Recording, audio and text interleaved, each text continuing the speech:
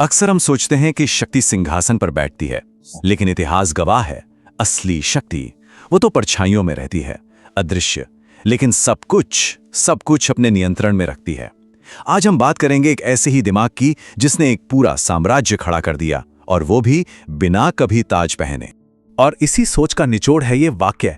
ये सिर्फ कुछ शब्द नहीं है, ये एक पूरा का पूरा दर्शन है। ये मूल मंत्र है उस इंसान का जिसने ये साबित कर दिया कि असली ताकत वो नहीं जो आंखों के सामने दिखती है, बल्कि वो है जो पर्दे के पीछे से उस ताकत को चला रही होती है, बिल्कुल चाणक्य की तरह। तो चलिए समय में थोड़ा पीछे चलते हैं, उस दौर में जहां मगध पर नंद वंश का राज था। सोचिए एक ऐसा दरबार जो सोने और शानो शौकत से चमक रहा था, लेकिन अक्सर ज्यादा चमक के नीचे घना अंधेरा छिपा होता है। और यहाँ वो अंधेरा था अहंकार का, एक ऐसा अहंकार जो बहुत जल्द ही एक पूरे साम्राज्य के पतन की वजह बनने वाला था। ये बात है सन 326 ईसा पूर्व की। जरा माहौल को समझिए। एक तरफ सिकंदर की वो सेना जो दुनिया जीत रही थी, भारत की सरहदों पर दस्तक दे रही थी, और दूसरी तरफ मगध में नंद वंश अपने घमंड में चूर था, आने वाले तूफान से पूरी तरह बेखबर। उन्हें क्या पता था कि इतिहास बदलने वाला था। जरा उस सीन की कल्पना कीजिए। दरबार, जलती हुई मशाले, अहंकार में डूबे दरबारी, और उन सबके बीच अपमानित खड़ा एक अकेला ब्राह्मण। लेकिन उसकी आंखों में गुस्सा नहीं था। नहीं, गुस्से की आग नहीं थी, बल्कि एक साम्राज्य को राख कर देने वाले संकल्प की एक ठंडी ज्वाला थी। और यहीं एक बहुत जरूरी बात समझनी होगी। चाणक्य का वो संकल्प वो किसी गुस्से या आवेश में नहीं लिया गया था, बिल्कुल नहीं। वो एक सोचा समझा, ठंडा और एकदम सटीक फैसला था। एक ऐसा फैसला जो हिंदुस्तान का नक्शा हमेशा के लिए बदलने वाला था। ये कोई मामूली हरकत नहीं थी, नहीं। उस जमाने में एक ब्राह्मण के लिए अपनी शिखा खोल देना, ये सबसे बड़ी घोषणा हुआ करती थी। ये सीधे सीधे युद्ध का ऐलान था, एक ऐसी कसम जिसे तोड़ा नहीं जा सकता था। ये एक पॉइंट ऑफ नो रिटर्न था। ये शब्द हवा में किसी ऐलान की तरह गूंजे। ये सिर्फ एक धमकी नहीं थी, नहीं, ये एक भविष्य था जिसे लिख दिया गया था। उसी एक पल में नंद वंश के भाग्य पर मोहर लग चुकी थी।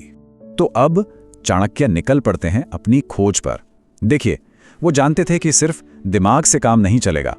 प्रतिज्ञा को पूरा करने के लिए सिर्फ बुद्धि का होना काफी नहीं है, एक ऐसा शस्त्र भी चाहिए जो उस बुद्धि के इशारों पर चल सके। दिमाग अगर सारथी है तो उसे एक रथ भी तो चाहिए। और फिर घूमते घूमते एक साधारण से गांव में उनकी नजर एक बच्चे पर पड़ती है। वो बच्चा बाकियों के साथ बस खेल नहीं रहा था, वो राजा का खेल खेलते हुए न्याय कर रहा था, नेतृत्व कर रहा था। और चाणक्य की उन पारखी नजरों ने उस मिट्टी के खेल में भविष्य के सम्राट को देख लिया था।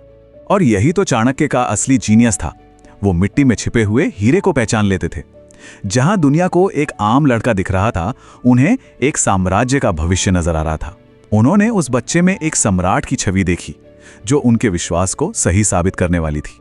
और इसी एक सोच पर, इसी एक सिद्धांत पर चाणक्य ने अपनी पूरी रणनीति की नींव रखी। उन्होंने चंद्रगुप्त को सिर्फ तलवारबाजी नहीं सिखाई, नहीं, उन्होंने उसे सिखाया अर्थशास्त्र, कूटनीति, और सबसे बढ़कर इंसान को परखने की वो कला जो किसी भी तलवार से कहीं ज्यादा घातक होती है। बरसों की मेहनत, धैर्य और एकदम सटीक रणनीति, इन सबके बाद आखिरकार वो दिन आ ही गया। वो दिन जिसका इंतजार चाणक्य अपनी खुली शिखा के साथ सालों से कर रहे थे। वो दिन था नंद वंश के पतन का दिन। जीत का जश्न मनाया जा रहा था। चंद्रगुप्त सिंहासन पर थे, लेकिन इस साम्राज्य का असली निर्माता, वो गुरु, वो चकाचौंध से कहीं दूर परछाई में खड़ा था। उसका काम अब पूरा हो चुका था, उसकी प्रतिज्ञा पूरी हो चुकी थी।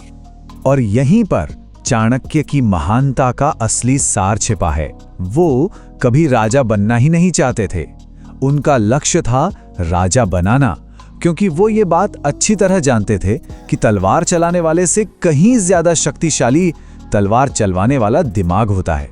असली शक्ति यही है। तो इस पूरी कहानी से हमें क्या सीखने को मिलता है? चलिए चाणक्य के जीवन से निकले कुछ ऐसे अमर सूत्रों को समझते हैं जो यकीन मानिए आज भी उतने ही सच हैं। ये 3 सूत्र, जरा इन पर गौर कीजिए। पहला, शत्रु की कमजोरी जानो पर अपनी कभी मत दिखाओ। सीधी सी बात है, अपनी योजनाओं को हमेशा गुप्त रखो, ठीक वैसे ही जैसे चाणक्य ने नंदवंश से छुपा कर रखा। दूसरा, जो व्यक्ति सोचता नहीं उसके लिए दूसरे सोचते हैं, मतलब हमेशा अपनी सोच के मालिक बनो, वरना ये दुनिया आपको अपने हिसाब से चलाएगी। और तीसरा, शक्ति में विनम्रता सबसे बड़ा हथियार है। चाणक्य ने सत्ता पाकर भी खुद को सिंहासन से दूर रखा और यही उनकी सबसे बड़ी ताकत थी।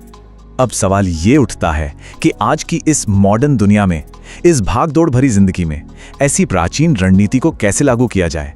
और सच तो ये है कि ये सवाल आज भी उतना ही जरूरी है, चाहे बिजनेस हो, पॉलिटिक्स हो या फिर हमारी अपनी पर्सनल लाइफ। चाणक्य की ये रणनीतियां सिर्फ इतिहास का हिस्सा नहीं है, बल्कि ये आज भी सफलता के लिए एक प्रैक्टिकल रोड मैप है। वो कभी नहीं हारे। क्यों? क्योंकि उनकी लड़ाई तलवारों से थी ही नहीं, उनकी लड़ाई तो दिमाग से थी। और एक ऐसा दिमाग जो समय से आगे देख सकता हो, जो शतरंज की बिसात पर अगली कई चालें पहले से सोच सकता हो, वो कभी पराजित नहीं हो सकता।